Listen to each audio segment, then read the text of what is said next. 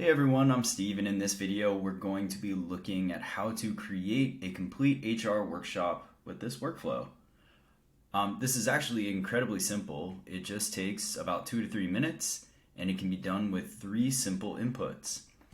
If you don't know, you have the link to the demo data available in your ebook, but also in the top right corner is also a button that will take you to the demo data as well, so you can follow along with me. So first off, who is the target audience? I've already populated a few answers. These are going to match the ones in your demo data, so we'll produce those in. So first, a manager with 10 employees. What is the workshop theme? Since hybrid work and trying to become better at it has been a common topic lately, I put streamline workflows among teams working in a hybrid environment. And then what is the course objective?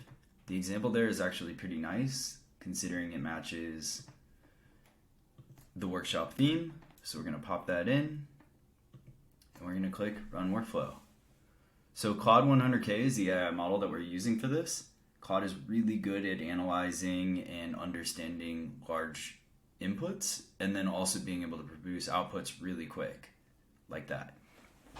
So Claude here has given us a sample agenda walking through times and what we'd be doing in each one of those times.